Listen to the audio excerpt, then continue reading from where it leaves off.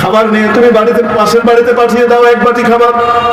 সাহাবে জিজ্ঞেস করলেন, ইয়া রাসূলুল্লাহ, আমাদের মধ্যে প্রত্যেকের তো এই ক্ষমতা নাই, আশপাশের বাড়িগুলোতে খাবার এরকম ভরে ভরে পাঠাবো।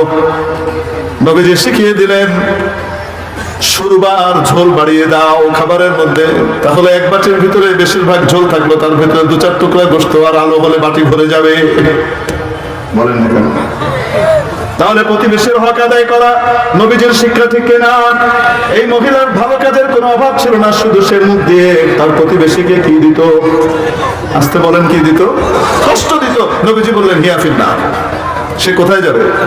জাহান্নামে যাবে। কি বন্ধ করে দিব হুজুর? বন্ধ করে দিব তো? ওখানে গিয়ে দাঁড়িয়ে আছেন কেন? আপনারা চলে যান, আমার জন্য মোটরসাইকেল দেখে দিতে বলেন। আপনারা লঞ্চ উঠে পড়ে। এই জন্য বলছিলাম, অনেক সময় অনেক ছোট আমল ওজনদার হয়ে যায়। বদ আমল ওজনদার বেশি হয়ে গেছে, নেক আমল হালকা হয়ে যাবে, অনেক বেশি পরিমাণে নেক আমল হালকা হয়ে যাবে। উলামায়ে কেরামের সোহবত এই জন্য দরকার, যে তারা জানেন কোন আমলটা দেখতে ছোট, আসলে এটার মান অনেক বেশি। আমলটা অল্প, অনেক আমল ছোট্ট আমল, কিন্তু এটার দাম অনেক বেশি।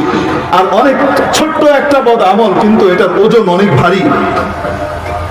এটা আলেম ওলামা জানেন, ওনাদের সাথে এসে থাকা থেকে এগুলো শিখতে হয়।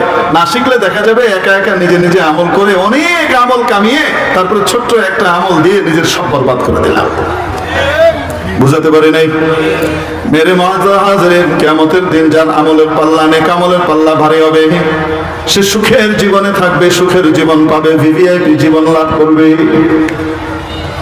আখিরাতের দুলামিয়া হবে, আখিরাতের রাজা হবে, আখিরাতের রানী হিসেবে তার অভিষেক হবে, জান্নাতের মালিকানা পাবে। মেরে মুআজ্জাজিন, এই জন্য বলছিলাম, মানুষকে কষ্ট দেওয়া এটা ছোট কাজ নয়, অনেক বড় বদামল। আমরা মনে করি এটা ছোট আমল, এটা আসলে অনেক ভয়ানক বদামল। প্রতিবেশীকে মুখ দিয়ে কি দিচ্ছে? কষ্ট দিচ্ছে। এটা কি শুধু প্রতিবেশীর সাথে সম্পৃক্ত, নাকি সমস্ত মানুষের সাথে সম্পৃক্ত? মুখ দিয়ে যদি